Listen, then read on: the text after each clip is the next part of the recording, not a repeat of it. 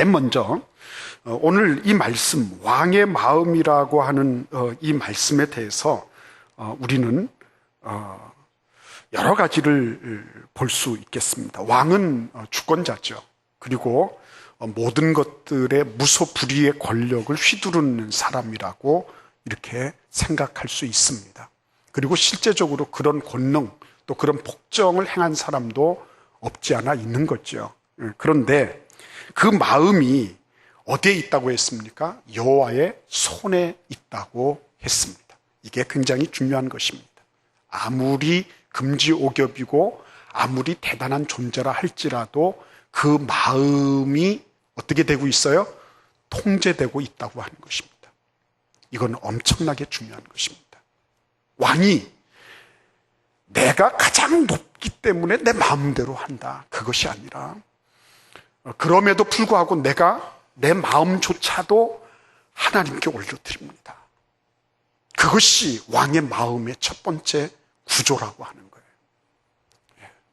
높은 사람, 그래서 어느 누구에게도 통제받지 않을 것 같은 사람, 그런데 불구하고요, 그런 정말 존귀한 사람들은 통제받는 사람들이라는 거죠. 한번 보실까요? 우리 같이 한번 그 말씀 읽겠습니다. 잠언 23장 7절 같이 읽어보겠습니다.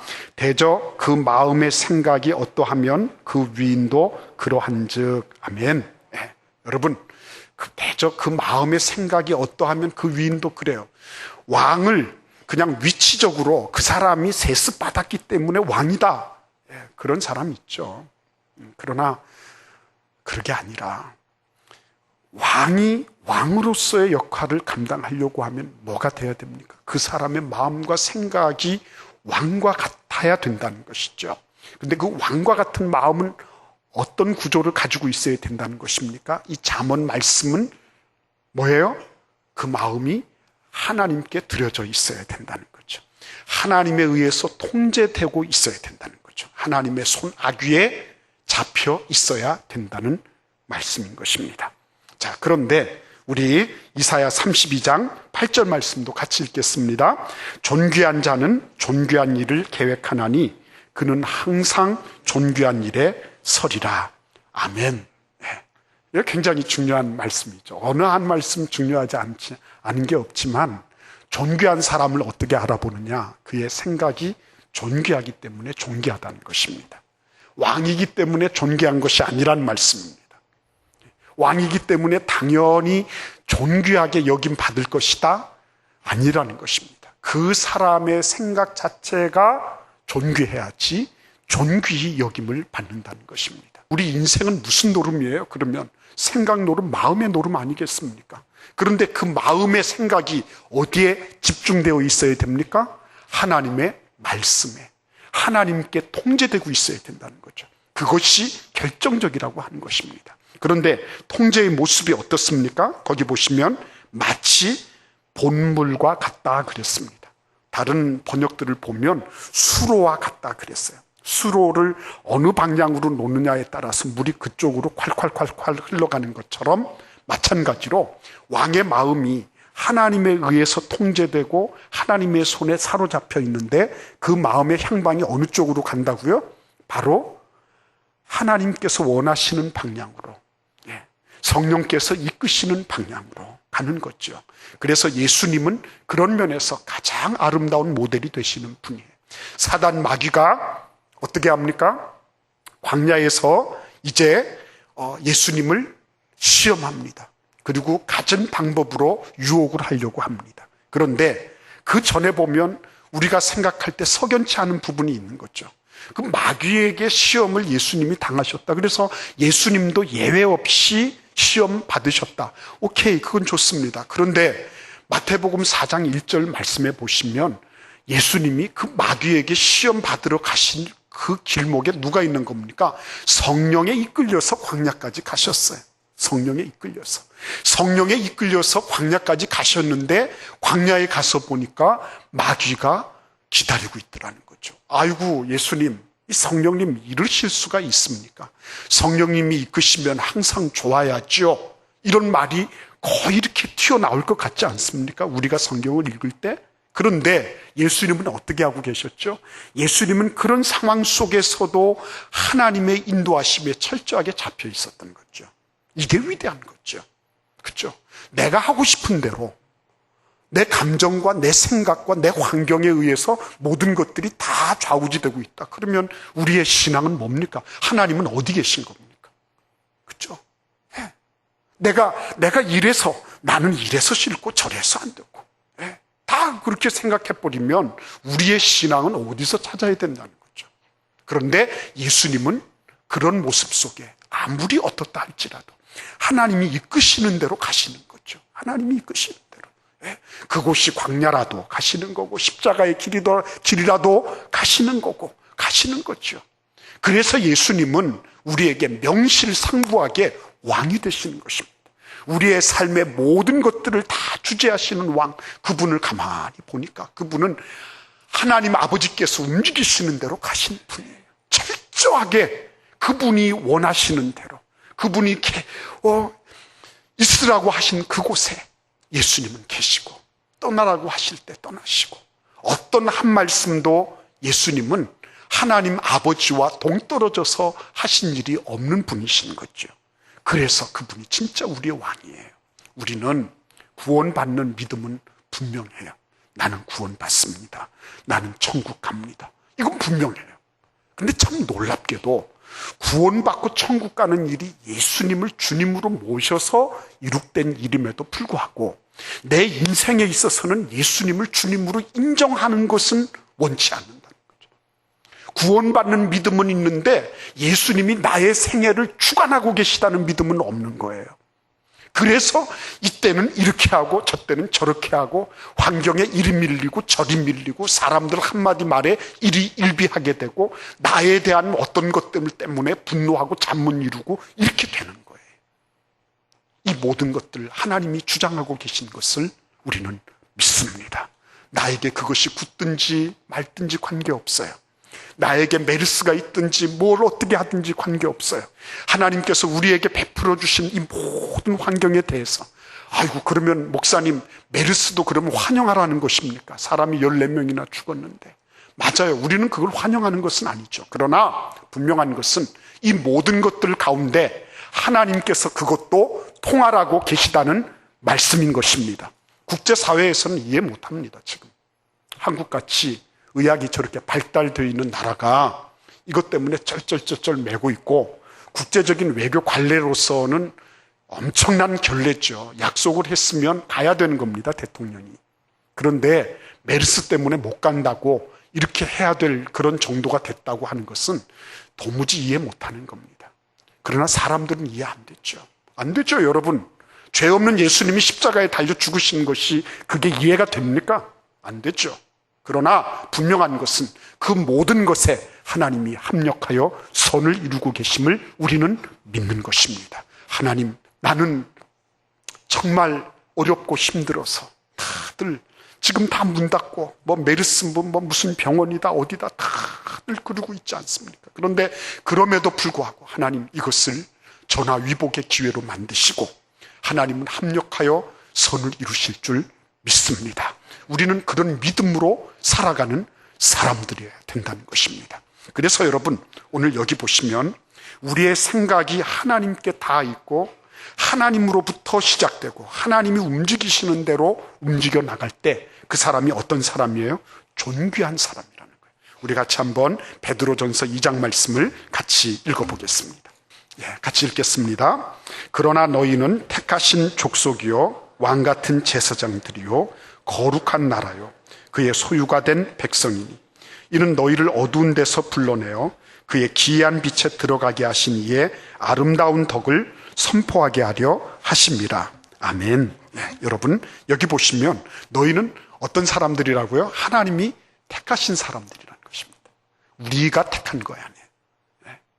내가 한 것 같지만 하나님의 택하심 속에 나의 자유의지가 그쪽으로 발동된 거죠.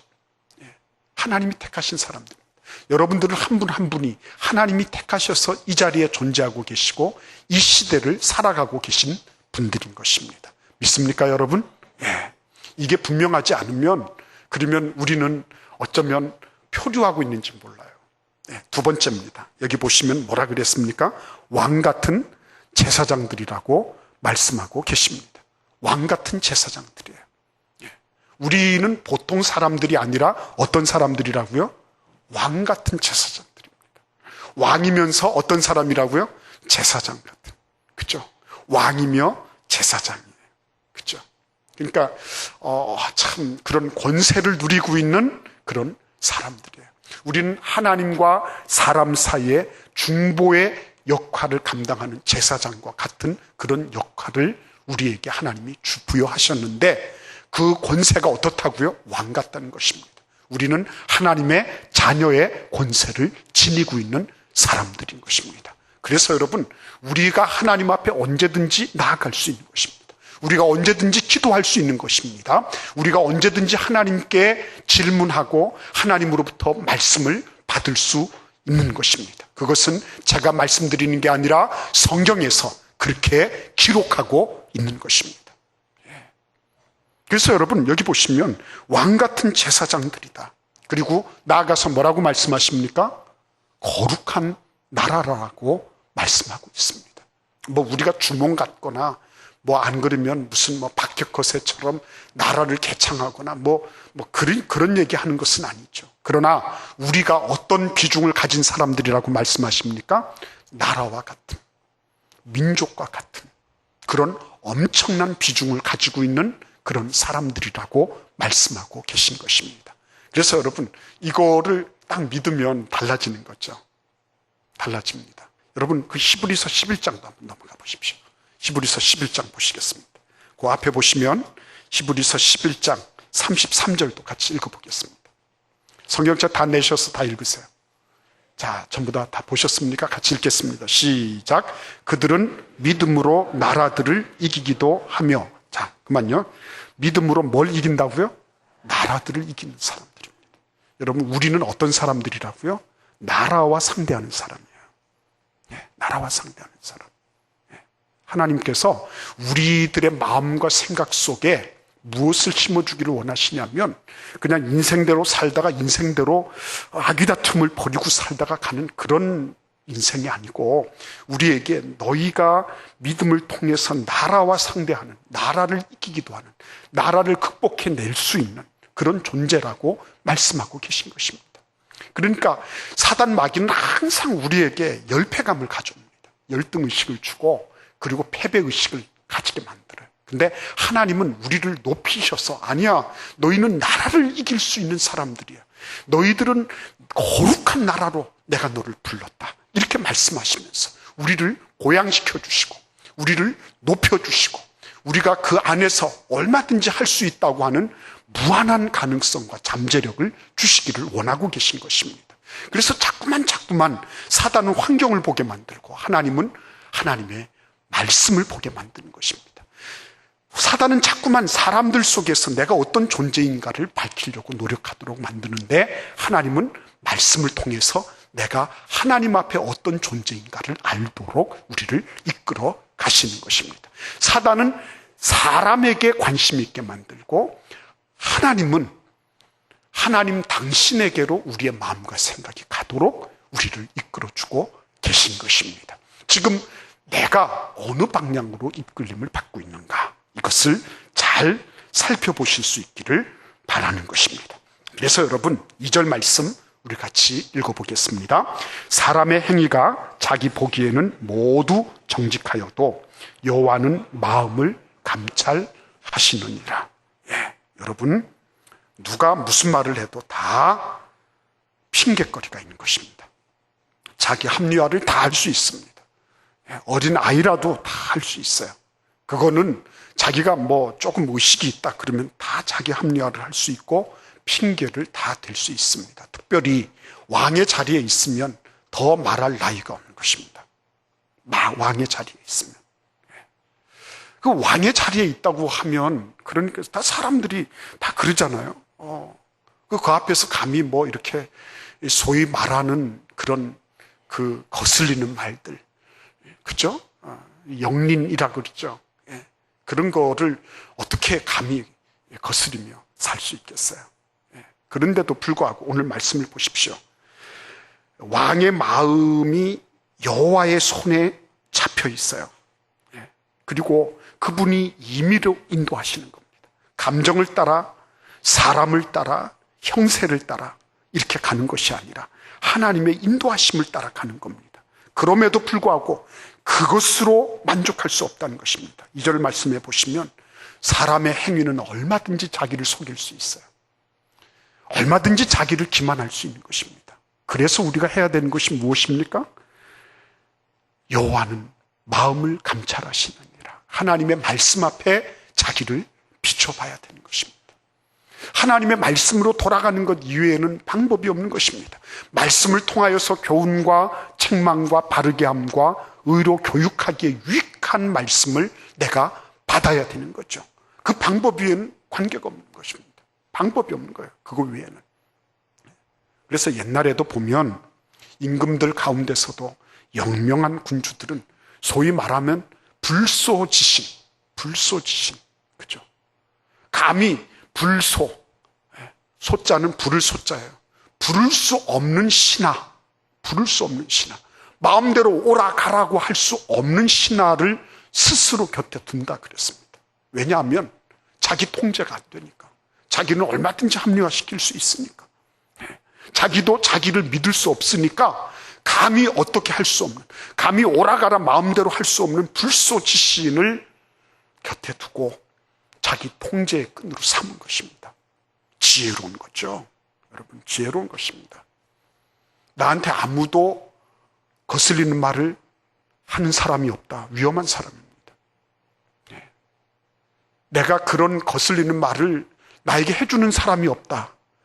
어쩌면 참 외롭고도 불행할 수 있는 사람입니다.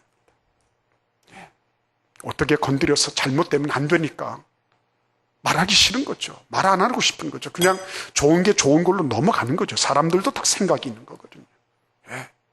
사람들도 다 자기 나름의 보호책을 가지고 있는 것입니다. 그런데 내가 감히 완벽하지 않을진데 나한테 뭐라고 말하는 사람이 없다. 그거는 위험한 것입니다. 잘하고 있어서 그렇다면 더 말 나위가 없지만, 잘하고 있지 않은데도 내가 불완전한데도 불구하고 그런 얘기를 들은 바 없다.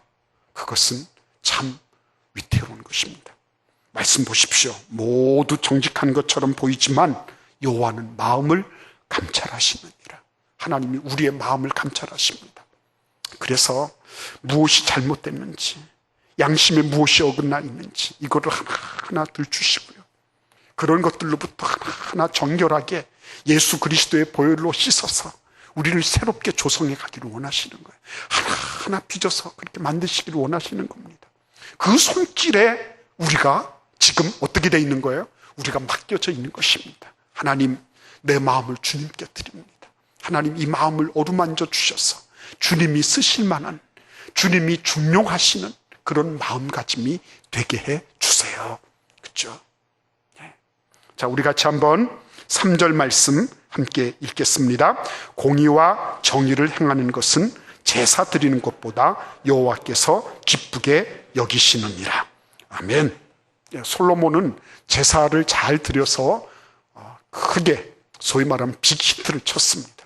그죠? 1천 번제를 늘어놓고 그리고는 하나님께 제사를 드렸습니다. 그리고 그의 진심이 하나님께 상달이 되어서 그는 마침내 지혜로운 왕으로 마치 강건치세와 같은 그런 엄청난 그러한 나라를 이룰 수가 있었어요.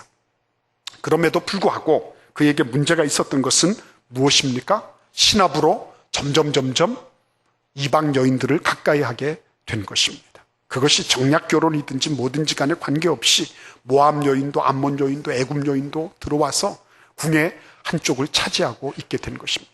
근데 그 여인들의 틈바구니에서 그가 드디어는 하나님을 떠나게 되는, 그래서 그의 말년, 그의 후대가 정말 비극을 초래하게 되는 그런 씨앗을 뿌리게 된 것입니다. 사람이라는 것은 장담할 수가 없는 것입니다. 너나 나나 할 것 없이 끝나봐야 끝난 줄 아는 것입니다. 제가 이번에 책을 정리하다 보니까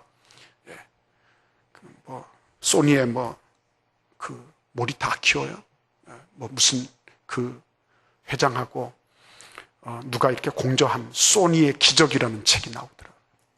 소니의 기적. 이걸 버려야 되나 말아야 되나 고민을 했습니다.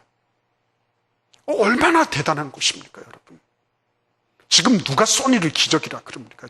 이제는 소니의 몰락 이래가지고 나오겠죠. 그죠? 아무도 장담할 수 없는 것입니다. 매일매일의 삶 속에서 매일매일 내가 그 말씀의 거울에 나 자신을 비추어 보고 무엇이 어떻게 되는지 보지 못하면 아무도 장담할 수 없는 것입니다. 네. 소니가 저렇게 될 줄 누가 알았겠습니까, 여러분? 네. 근데 오늘 이 말씀 보십시오. 공의와 정의를 행하는 것은 제사 드리는 것보다 여호와께서 기쁘게 여기시느니라. 솔로몬은 제사를 잘 드리면 되는 줄 알았어요. 네. 그리고 엄청난 제사를 하나님께 올려드립니다. 그러나 그의 마음이 하나님으로부터 떠나 있었습니다. 하나님께 드려져 있지 못했습니다. 결과는 어땠습니까?